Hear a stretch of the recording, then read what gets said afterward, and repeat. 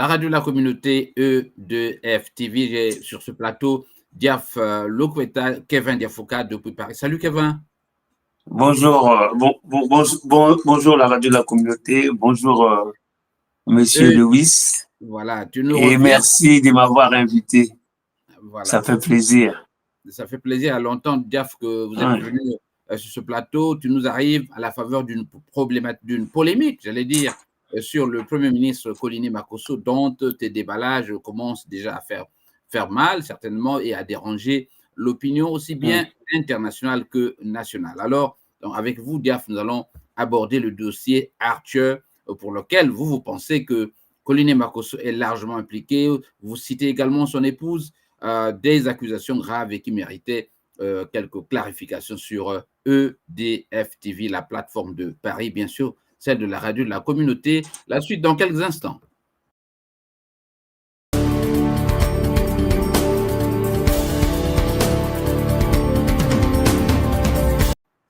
Voilà, nous allons ouvrir ce dossier sur l'entreprise dont on parle et qui est en quelque sorte la mamelle nourricière, pour prendre des termes que vous avez utilisés quelque part dans l'un de vos audios. On ne vous voit pas, c'est des audios que vous publiez. Alors, c'est quoi Arthur Capital, ou Capital en français?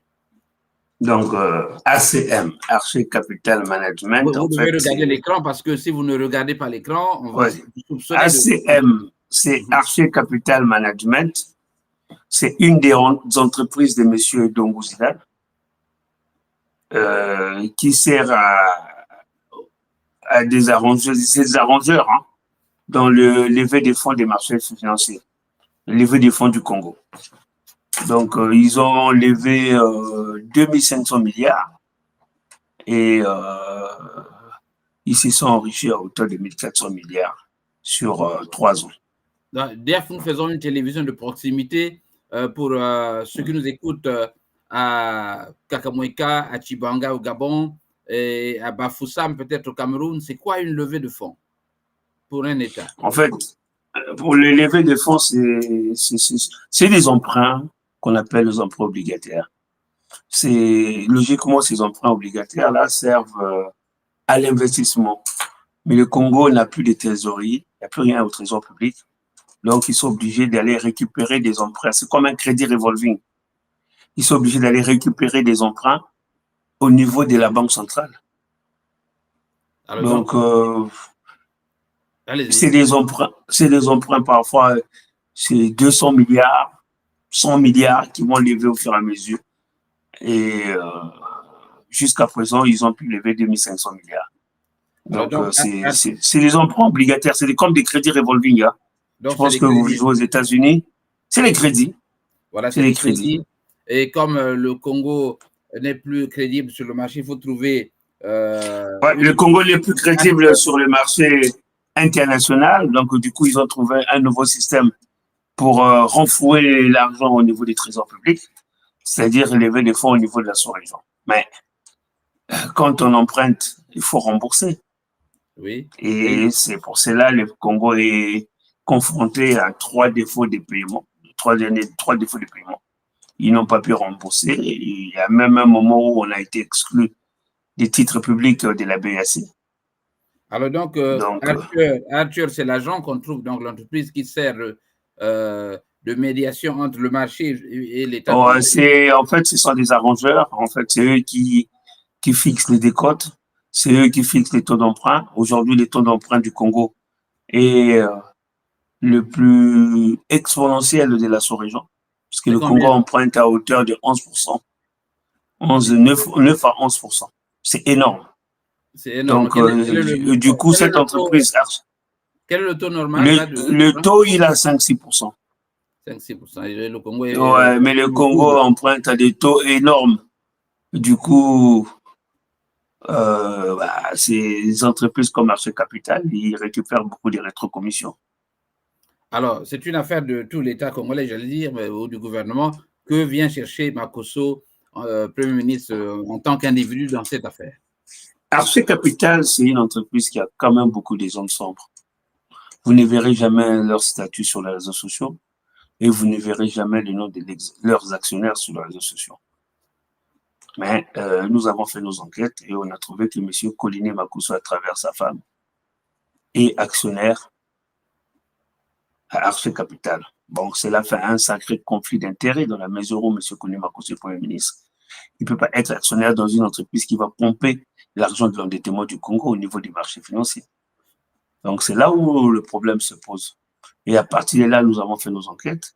On a remarqué qu'ils ont 3 FCP, mais 2 FCP qui s'appelaient ACM Kimia et ACM Performance, paradoxalement. Et nous avons enquêté aussi sur Gilles Tchamba, qui en est le PDG, qui était trésorier à Ecobank, qui s'est retrouvé directeur de quelque chose à UBA. Mais bon, UBA, pendant ce temps, c'était le président du conseil d'administration était Vincent Gomez. Et Jules Tsamba s'est retrouvé propulsé directeur général d'une entreprise alors qu'il sortait du néant, une entreprise qui génère beaucoup d'argent. Et selon nos enquêtes, Jules Tsamba est un proche de Koliné Makosso et de son entourage. Alors, un premier problème. Le premier, c'est,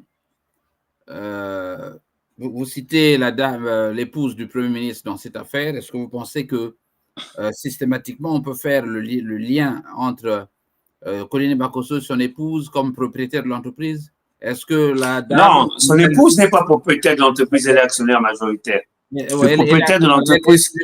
En tant qu'actionnaire, est-ce que vous croyez qu'il a nécessairement un lien avec son époux, quoi qu'elle soit l'épouse? Évidemment, évidemment. Permet de dire ça. Évidemment. Qu'est-ce qui nous fait dire ça? Monsieur Dongo a des liens très solides avec l'entourage de Koliné Makosso. Vous savez que monsieur Koliné Makosso a un très proche directeur de cabinet adjoint qui s'appelle monsieur Francky Luemba. Mais il s'avère que monsieur... Il n'est plus là. Il n'est plus directeur de cabinet adjoint, mais monsieur Francky Luemba est logé par Dongo Zidane au Flamboyant et monsieur Francky Luemba roule dans la voiture que Dongo Zidane lui a achetée. Et quand on regarde aussi la dernière levée des fonds du FIGA, qui était à 8 milliards, c'est Dongo Zidane qui était parti le faire. Et l'argent avait disparu. Tous les 8 milliards n'ont pas été reversés sur le compte du FIGA, sur ordre du Premier ministre. Donc, par rapport à cette proximité, nous avons fait la liaison entre M. Dongo Zidane et M. Koliné Makosso. L'autre disait, n'affirme rien sans preuve, que vaut des affaires, excusez-moi. Il y a des preuves, il y a des preuves. Et puis bon, vous voyez l'état du Congo, les défauts de paiement, l'enrichissement illicite de M. Dongo Zidane, des proches de Koliné Makosso et de Koliné Makosso lui-même. 3 ans comme chef du gouvernement, on se retrouve avec beaucoup de biens. Et tout ça... Est-ce que 3 ans, Diaf, 3 ans, c'est pas suffisant pour avoir des ressources et investir, avoir un... Non. Dans un pays, un Premier ministre, il a un salaire de 50 millions. Oui. Et l'entourage du Premier ministre, ils ont eu à organiser des colloques comme le BILIF, qui a invité 500 personnes venant des États-Unis et toutes les prostituées des réseaux sociaux qui se sont retrouvées à Brazzaville. Et même Fali Poupa, avec des cachets de 100 millions, 200 millions. C'était un sacré trésor de guerre. Et ça venait d'où, ces fameux trésors de guerre? Ça nous a confortés dans nos investigations. Alors Diaf, jusqu'ici, il y a 9 minutes pratiquement que nous venons de commencer cet entretien. Je ne perçois pas le lien entre monsieur le fameux, qu'on peut appeler le sulfureux Dongo, et le Premier ministre dans cette affaire. Dongo devait être un agent du Trésor, justement. Non, Madame Koliné est actionnaire à Arche Capital. Oui. L'entreprise Arche Capital appartient bel et bien à M. Dongo Zidane. Oui. Et ça, vous avez... Cette entreprise, vous me disiez... Mais oui, on a des preuves.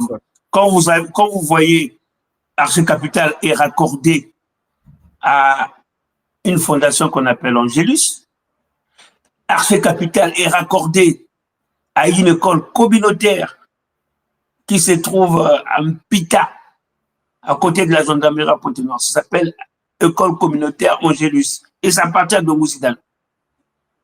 Et tout ça, Il y a une... Vous avez des Bah documents? oui, on a des documents, on les a même publiés. Tu peux me les brandir, ces documents, maintenant que tu parles. Je n'ai pas besoin que... Je ne peux pas te les brandir là, parce que je n'ai pas avec moi ça là. Mais dans mon téléphone, oui, j'ai des documents que j'ai même mis à la disposition du public. Vous pouvez regarder sur mon mur Facebook.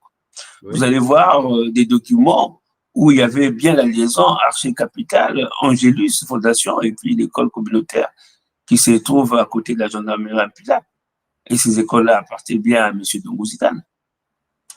Et quand on fait nos investigations, il y a l'hôtel Americano qui se trouve à Kintele, qui appartient à Dongou Zidane. Il y a le PCS, Premium Capital Security, qui appartient à Dongou Zidane. Mais quand on voit bien, entre les écoles communautaires, la fondation, les deux entreprises d'arrangeurs de levée des fonds, oui, et l'hôtel Americano, ils ont tous un même site Internet. Et ils ont même tous le même logiciel du même site Internet. Donc, on voit bien que cette entreprise est homogène et appartient bel et bien à une personne qu'on appelle Dongou Armel Silver, un très proche de Koliné Makosso. Voilà.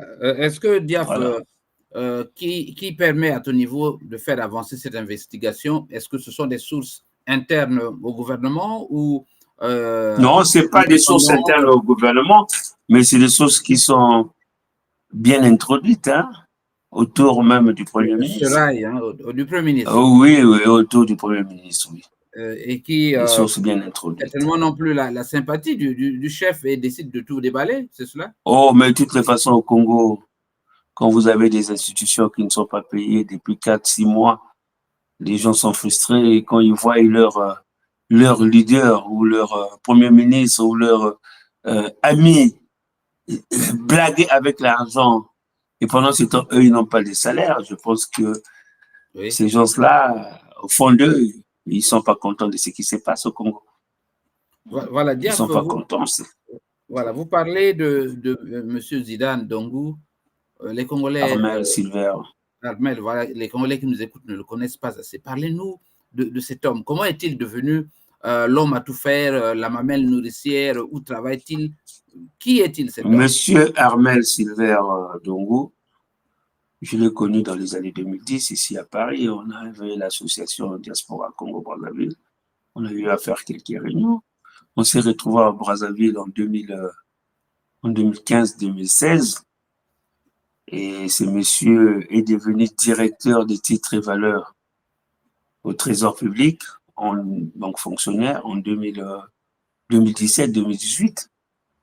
Et en 2024, il devient milliardaire. C'est dans un pays en crise comme le Congo, il achète tout, Brazzaville, il achète tout Gomboma, je pense que vous les avez vus sur les réseaux sociaux. Il a des entreprises, bon, en France, c'est des petites entreprises pour blanchir l'argent. Il y en a, j'en ai pu récolter 3. Mais au Congo, c'est le fameux Arché Capital, et puis PCS, Premium Capital Security. Et voilà, ce monsieur s'est embarqué dans des malversations financières au dépens de l'endettement de notre pays. Et cela est très grave. On dit qu'il est simplement en train de jouer un rôle, qu'il serait au service du régime. Ou peut-être même... Apparemment, c'est ce que les gens disent, parce que nous sommes toujours en train d'enquêter. Nous sommes toujours en train d'enquêter au niveau des actionnaires de l'Arché Capital. Ça se pourrait qu'il y ait des gens, beaucoup d'autres caciques de pouvoir, parce que je pense que les oligarques du pouvoir ont compris que la porte, parce qu'ils ont gagné le pétrole sur plusieurs années, donc la porte d'entrée d'argent n'est plus rentière. N'est plus rentière. Oui. Donc la porte d'entrée d'argent, ça se passe au niveau des levées des fonds, là, au niveau des emprunts obligataires, de la sous-région. C'est une porte et c'est Arché Capital qui s'en occupe. Donc, je pense qu'il y a d'autres oligarques qui se sont mis comme actionnaires justement pour pomper de l'argent de l'endettement. Alors, voilà. Où se trouve-t-il maintenant? À la maison, après son interpellation à la CID? Je ne sais pas. Au Congo, le Congo, c'est une comment est-ce que je peux appeler ça? Le Congo, il y a du libertinage démocratique. C'est le libertinage de tous les voleurs. Donc, effectivement, M. Dongou Zidane fait des allers-retours à la CID, mais en aucun cas, il a été interpellé alors que les faits sont là. Vous avez largement anticipé sur ma question. Est-ce que vous ne voyez pas que c'est pour vous peine perdue, que c'est de l'épuisement, du temps perdu que de dénoncer? On sait comment l'affaire Makita s'est terminée. De toutes les façons, oui, comment l'affaire Makita s'est terminée, c'est ça qui est dommage. Parce que apparemment, j'apprends que les fameux DG et le proche du ministre Mokoki qui ont été emprisonnés, certains ont pratiquement été relâchés, sans pour autant que ça porte préjudice à leur détournement de fonds. Donc, leur maison ou leur voiture n'ont pas été saisies. Oui, on peut le dire, connaissant le Congo, où il n'y a plus de justice, on a comme l'impression que c'est l'anarchie totale. Mais nous sommes des patriotes, nous devons pointer du doigt tous les voleurs, tous ceux qui sont en train de détruire le pays. Le peuple doit savoir. Je ne doute pas du fait que vous êtes un patriote, alors, mais on vous reproche de faire de ne faire la fixation que sur Koliné Makosso, qui est votre ami. On vous a vu au FESPAM sur une photo avec un de mes jeunes frères. Je crois. Ce n'est pas une fixation, J'ai comme l'impression que... Alors qu'il y a beaucoup de voleurs au Ce n'est pas une fixation. Je suis en train de mener des investigations sur Archi Capital et les détournements des fonds de l'argent de l'endettement. Et si ça me conduit vers Koliné Makosso, parce qu'il en est le Premier ministre, il est quand même Premier ministre de la République, et il doit veiller au bon fonctionnement des institutions et des équilibres macroéconomiques. Mais s'il est là pour foutre le bordel et récupérer l'argent, alors qu'il devait être là pour bien dispatcher cet argent au profit de la population, alors là, ce n'est pas une fixation. Hein. Dans un pays normal, je pense que le Premier ministre ne serait plus Premier ministre parce qu'il y a eu un sacré conflit d'intérêts. À quel moment? Donc, ce n'est pas une fixation. Il est quand même le chef du gouvernement. Aujourd'hui, vous voyez que les institutions ne sont pas payées. Vous voyez que le Congo se retrouve à des défauts de paiement, exclu des titres publics de la BSC. Il y a quand même un pilote dans l'avion. Le pilote, c'est le Premier ministre. Et quand ils vont lever des fonds, je prends l'exemple du FIGA qui a eu à lever 35 milliards. Et c'est Koliné qui donne l'autorisation de récupérer 30 milliards. Et on ne sait toujours pas où sont partis ces 30 milliards. Où sont allés les milliards? Ah, 30 milliards du FIGA. 30 milliards du FIGA. Levés et portés disparus. Et portés disparus, c'est sur ordre de Koliné qui était le premier chef du gouvernement. Vous avez aussi de la santé, vous n'en parlez pas pourtant. Le milliard de la santé, j'en ai parlé. J'ai 260 milliards de la santé. J'en ai beaucoup parlé. J'ai même condamné Mme Mikolo. Le 5 milliards du FIGA qu'elle a eu à détourner, je l'ai condamné. Mais à FIGA, il y a quand même 30 milliards qui sont portés disparus, qui ont été levés et portés disparus, sur ordre du chef du gouvernement. Donc, il y a eu détournement quand même. Ce n'est pas une fixation. Diaf, revenons sur Dongou. Que s'est-il passé? Parce qu'on sait que Dongou est l'un de vos proches amis depuis Paris. À quel moment avez-vous constaté qu'il était dans un grand réseau? C'est maintenant ou... Dongou, je n'ai pas de ses nouvelles depuis 2017. Depuis 2017, je n'ai pas de ses nouvelles. Je n'ai pas de contact avec lui, je ne l'appelle pas. Oui. Je n'ai pas de contact avec lui. J'entends dès que le Congo était en défaut de paiement, ça a réveillé ma curiosité. J'ai fait mes enquêtes et j'ai vu qu'il faisait partie de ceux-là qui volaient. Et son enrichissement a réveillé aussi ma curiosité. Tu sais, dans les histoires du Congo, l'amitié compte peu. Parce qu'il s'agit maintenant de sauver un pays et non pas les hommes. Parce que nous, les hommes, nous passerons. Le pays restera. Mais quel est ce Congo qu'on va léguer aux générations futures? Parce que c'est mon ami, parce que je le connais, que je dois lui laisser voler le Congo?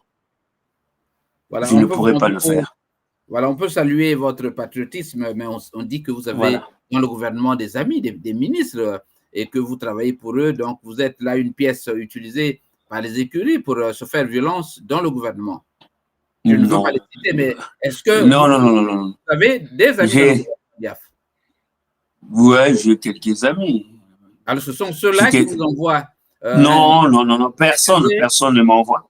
Personne ne m'envoie. Oui. Je cause avec personne, même ces amis-là, je ne suis pas en contact avec eux.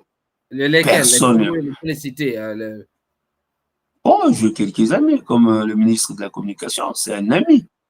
Mais je ne suis pas en contact avec lui, ça fait très longtemps que je ne suis pas en contact avec lui. Est-il heureux de vous voir, justement, salir son Premier ministre de toutes les façons, il ne sait pas que sur salir, je suis un opposant. Lui, il est au pouvoir. Ce n'est pas parce que c'est mon ami que je dois le passer la pommade, de le caresser. Ah non, nous avons le Congo en commun. Mais dans la gestion du pays, moi, je ne suis pas partisan de leur médiocrité ou de leur incompétence gouvernementale. Je suis obligé de taper sur le tambour de la dénonciation, même si ce sont mes amis. Moi, j'aime bien M. Koliné Makosso. Mais quand je vois ce qui se passe réellement... Oui, c'est quelqu'un de bien. Que vous avez connu, en tant qu'homme, c'est quelqu'un de bien. C'est quelqu'un d'entier, mais... En tant qu'homme politique, aujourd'hui, c'est une catastrophe. On est en train de voir que le... Êtes-vous déçu de Koliné Makosso? Oh oui, je suis déçu de lui parce que j'attendais peut-être autre chose. Moi, je pense que quand on est un bon manager, on doit savoir mettre le meilleur d'entre nous devant. Mais quand vous regardez l'équipe de Koliné Makosso, c'est des incompétents. Son conseiller, M. Ndiatou, ce monsieur a volé 1 milliard à IPA, mais il est toujours conseiller de Koliné. Il y a Christian Nyambi qui a donné qui est parti donner des marchés à des escrocs belges. Des marchés de 2 milliards. Il a harcelé le DG Bouloukoué pour dire qu'ils ont fait de l'assistance technique, il faut leur donner 2 milliards. Monsieur Bouloukoué a dit non, il n'y a pas eu d'assistance technique des Belges ici, donc il ne faut pas donner 2 milliards. Oh non, il faut donner, mais il a donné 700 millions malgré ça. Ils ont fait la pression pour le virer de là. Et ça, c'est parti du cabinet de Koliné Makosso. Donc, Koliné Makosso, c'est peut-être le Premier ministre, mais il aurait dû travailler avec le meilleur Congolais. Après, on n'est pas là pour servir soi et sa famille et ses amis. On est là pour servir le pays. Diaf, que manque-t-il à Koliné Makosso? La poigne de dire non, de taper sur la table, ça c'est un premier problème. Le deuxième, il manque de l'autorité. Il n'a pas d'autorité. Il n'a pas d'autorité. Il rentre dans des conflits d'intérêts en tant que Premier ministre. Je trouve qu'il fallait qu'il évite le conflit d'intérêts. Il est entouré. Avec qui? Mais avec Donguzidane, avec Archicapital, c'est des conflits d'intérêts. Oui. C'est des conflits d'intérêts. Quand on est Premier ministre, on ne fricote pas avec des voleurs ou des gens, on n'est pas actionnaire dans une entreprise qui va pour lever les fonds de la République. Ça veut dire qu'ils vont lever les fonds de la République, toi, le Premier ministre, tu as ton pourcentage dedans. Ça ne marche pas comme ça. Rien que ça m'a beaucoup déçu parce que ça, c'est trahir son pays. Quand on peut servir son pays et qu'on est payé pour servir son pays, on doit respecter ce pays-là. On doit éviter le conflit d'intérêts. On doit s'entourer des sachants, des gens qui font correctement leur travail, qui sont peut-être meilleurs que nous. Et c'est cela. C'est cela, aimer son pays. Mais de ce côté, Koliné a failli et les conséquences sont là. Pas d'électricité, pas d'eau, 3 défauts de paiement, pas de carburant, mais le pays est complètement par terre, le pays à l'agonie. Mais vous savez que Koliné Makosso est le Premier ministre d'un gouvernement nommé par M. Denis Sassou Nguesso où l'impunité est incarnée comme la règle générale. Que pouvez-vous attendre d'un tel Premier ministre, Diaf? Bon, le problème, c'est qu'on doit se poser la question sur l'état de santé, même la capacité de commander de M. Denis Sassou Nguesso. Parce que ça fait quand même belle lurette, on assiste à une pagaille gouvernementale. Quand vous avez des détournements de 160 milliards au niveau du ministère de la Santé, des détournements au niveau du FIGA, le Congo va lever des fonds au niveau de la sous-région à hauteur de 2500 milliards, qui est équivalent au budget du Congo. Et malgré ça, nous sommes dans un chaos. Pas possible. On n'arrive pas à produire. Ah ouais, mais il faut se poser des questions. M. Denis Sassou Nguesso ne punit pas, M. Denis Sassou Nguesso ne veut pas chanter, et le Congo s'enfonce dans le chaos, comme s'il n'y avait pas de pilote à bord. Il faut se poser des questions sur l'état de santé ou la capacité à M. Denis Sassou Nguesso à tenir la présidence du pays, parce qu'on a comme l'impression que le Congo était un navire sans capitaine, il n'y a pas de capitaine dans le bateau. On a aussi comme l'impression que la situation que tu évoques, bien sûr, est semblable à celle qu'a connue le Gabon avant le président Oligui, où le président pire que le Gabon, pire. Non, il décidait presque plus, c'est son épouse et justement son fils qui décidait. Hein. Oui, son épouse et son fils qui décidaient. Ils imitaient cette signature, mais au niveau économique, là, nous avons atteint le sous-sol. On est vraiment au fin fond, pire même que le Gabon. On est même devenu pire que la Centrafrique. Hein. Je me demande s'il y a un pays dans la zone CFA, en Afrique centrale, qui a connu ces méandres, ces marasmes que nous vivons actuellement au Congo. Alors Diaf, dites-nous, nous allons bientôt refermer cet entretien, car je vous ai invité pour une trentaine de minutes. Est-ce que depuis que vous avez commencé à faire ces déballages sur Koliné Makosso, ces audios, parce qu'on pensait que vous vous cachiez, mais vous avez le courage de venir sur cet écran, est-ce que vous avez eu des menaces de la part de la famille ou des amis de Koliné Makosso ou du gouvernement? Non, je n'ai pas eu des menaces de la part, mais c'est surtout du côté des Dongozidènes qu'il y a des petits jeunes qui me menacent, mais bon, c'est pas trop grave, c'est pas trop grave. Aujourd'hui, nous avons un pays. Allez-y. Aujourd'hui, nous avons un pays à sauver, donc les menaces, on s'en fout complètement. Alors, j'ai aussi appris qu'on a tenté d'acheter votre silence. À rafistoler votre lèvre, là. Non, il y a des gens qui m'appellent. J'ai appris que vous aurez proposé de l'argent quelque part. Non, personne ne m'a proposé de l'argent. Personne ne m'en a donné. Et il y a des petits gens qui m'appellent là. Oh non, il ne faut pas parler du mal de l'autre là, on va te nommer. Je leur ai dit que je ne suis pas un enfant qui croit à l'existence d'un Père Noël. Voilà. Donc, ces gens-là savent que... Et puis, je connais comment les jeunes Congolais, les jeunes Atalako, parce qu'aujourd'hui, tous les Congolais, ils ont pratiquement faim. Quand tu les as au téléphone, ils peuvent te piéger et te retrouver avec des audios sur les réseaux sociaux. Je connais les Congolais, donc je me méfie beaucoup. Je sais que j'aborde un sujet capital, hein, archi-capital. Là, oui. Il y a trop de zones sombres. Même au Congo, il y a des investigateurs économiques qui n'y arrivent pas parce que il y a des oligarques autour de cette entreprise très sombre. Je vous dis très sombre parce que toutes les entreprises, même la SNPC, si vous voulez avoir le statut de la SNPC, vous allez l'avoir. Si vous voulez connaître les actionnaires, vous allez... Mais cette entreprise Archer Capital, on ne connaît même pas les statuts. Et malgré ça, le 5 septembre, pendant que nous avons parlé, on était au sommet même de ce problème-là, ils ont changé de nom. Ils ont enlevé le ASM là pour se faire appeler Archer. Oui, le 26 septembre. Et c'était sorti dans un site qu'on appelle Financial. Et aujourd'hui, quand on repart dans le site, on clique, ça n'existe plus. Donc, c'est compliqué, c'est Archer Capital. Ça montre vraiment que c'est... C'est la haute mafia, hein, ça montre. C'est la très, très haute mafia. Ouais, c'est la très, très haute mafia. C'est pour ça que je me demande... Diaf, votre investigation risque d'échouer. Hein. Est-ce que vous êtes déterminé, Diaf, avant dernière question, à aller jusqu'au bout dans cette affaire? Est-ce que vous êtes vraiment déterminé? Mais tant que le Congo existera, le Congo existera, et tous ceux qui veulent nuire à la République, ils nous trouveront sur leur chemin. On ne va jamais se fatiguer. C'est tout ce qu'on a, c'est le Congo. Aujourd'hui, vous êtes aux États-Unis, moi je suis en France, ça fait peut-être 30 ou 40 ans qu'on y est. Il y a un moment où on n'est pas heureux, on n'a pas une vie achevée dans la mesure où on évolue loin de notre patrie. Parce que le patriotisme, c'est le sang lié à la terre. Et notre sang est lié à la terre Congo. Et on ne peut pas laisser des assoiffés nous détruire ce pays-là. Aujourd'hui, ça nous fait mal quand on se lève. Il n'y a pas d'électricité, il n'y a pas d'eau, il n'y a pas de travail pour la jeunesse, il n'y a pas de carburant. Et les gens ne sont pas payés pendant 26 mois, 30 mois. Les Congolais sont devenus plaintifs, très pauvres. Et pendant ce temps, c'est des gens qui vont emprunter des sommes faramineuses. Et cette somme faramineuse ne profite même pas aux Congolais, ne leur soigne même pas. Il y a un moment où on ne peut pas laisser le voyoutisme s'installer au sommet de notre État. C'est pour cela que nous avons pris la décision de sauver la République. Voilà. Vous êtes, on peut dire... Et il n'y a pas de camaraderie, c'est pas une affaire d'argent. C'est pas une affaire d'argent. Aujourd'hui, l'argent, on en a besoin pourquoi? Hein? On en a besoin juste pour vivre.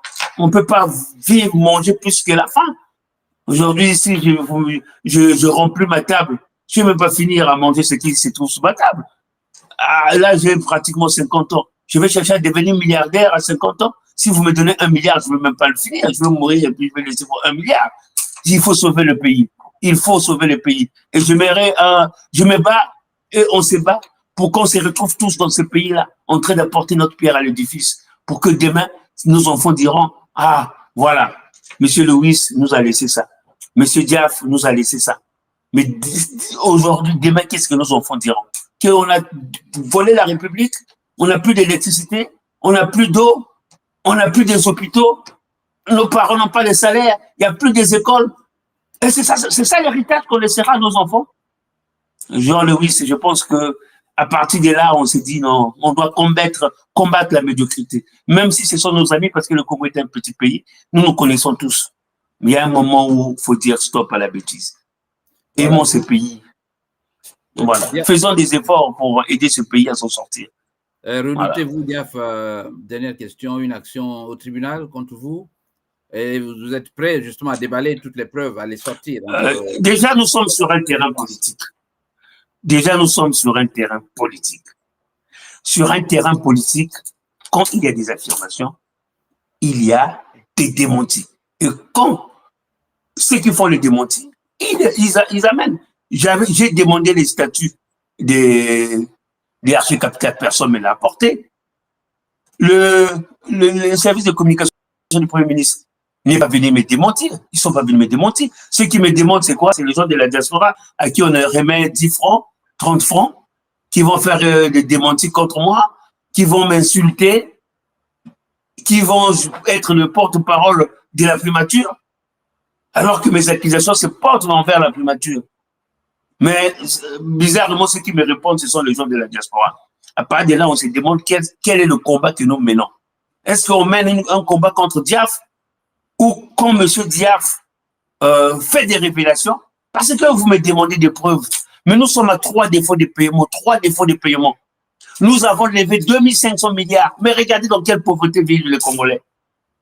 Vous regardez dans les institutions, même la présidence de la République, ils sont à 7e mois sans salaire. La présidence de la République, de Sassou. Les députés, les sénateurs, les ministres, ils sont à 6 mois sans salaire. Et ils n'en souffrent pas comme le peuple, Diaf. Ah si, ils en souffrent. Il n'y a qu'à voir la rentrée scolaire. Il n'y a pas eu de défilé des dons des kits scolaires. Il n'y en a pas eu sur Télé Congo. Les ministres ont d'autres sources de ravitaillement. Ils n'ont pas les mêmes. Ah non. Il y a des ministres qui souffrent financièrement. Oui. Et certains ministres, ils veulent juste avoir des frais d'émission, d'être en mission pour avoir un peu de frais d'émission. Les députés, il y a les députés qui ont même perdu leurs parents, ils n'ont même pas l'argent pour les enterrer. Voilà. Et pendant la rentrée, les députés n'ont pas fait leur étalage des dons des kits scolaires. Ça n'a pas existé sur le Congo. Donc, ça montre bien qu'ils sont tous dans une extrême pauvreté. Voilà. Alors, mais même leur famille, ici à Paris, il y a des députés qui ont des femmes et enfants à Paris. Mais ça tire le diable par l'œil que par la queue.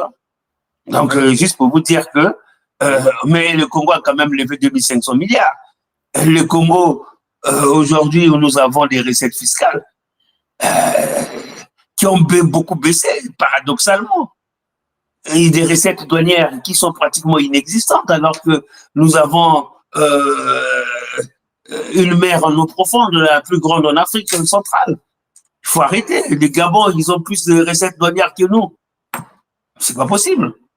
Donc, il y a un moment où il faut qu'on mette, qu'on dise stop à la bêtise.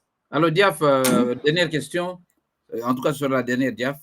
Que pensez-vous de ce que je peux appeler cynisme des gens du pouvoir qui se préoccupe de préparer des élections de 2026, quand on sait que la misère, elle est patente, qu'il n'y a rien, le pays s'est endetté à étranglement, et eux ne se préoccupent que de conserver le pouvoir et de faire des projections sur 2026. Bon, je pense que si vous avez vu que le président de la République ne s'est pas déplacé pour la francophonie à Paris ou pour un sommet à New York, je ne sais pas si c'est le sommet de l'ONU à New York, ça montre bien qu'il y a des problèmes au niveau budgétaire de notre pays.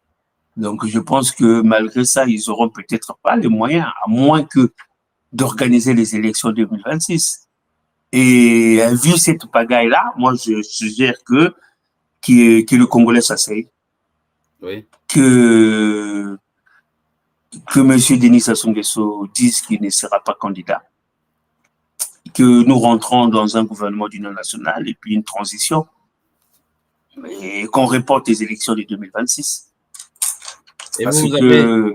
Oui, allez-y. Pour moi, je pense, on est vraiment dans le chaos. Et vous, dans le chaos, vous avez la carrure de faire partie de ce gouvernement. Bah évidemment, je suis un fils de... Ça fait 37 ans. 37 ans que je me bats. 37 ans que je suis pour le changement au Congo. Parce que j'ai combattu aussi l'Issouba. Quand je suis parti du Congo, je suis arrivé là, je combattais l'Issouba. Parce que je n'avais pas aimé la façon dont l'Issouba avait pris le pouvoir. Pour moi, c'était... il avait pris selon les 3 régions. Alors, le Congo, c'est plus les 3 régions. Donc le Maba Matatou, j'avais dit, nous allons connaître une guerre civile avec cette approche électorale de M. Lissouba. Et c'est ce qui est arrivé. Bon, moi, j'étais déjà à Paris. Donc, mon combat a commencé pendant l'Issouba. Et tout le temps que Sassou était au pouvoir depuis 1997 jusqu'à maintenant, je suis en train de combattre.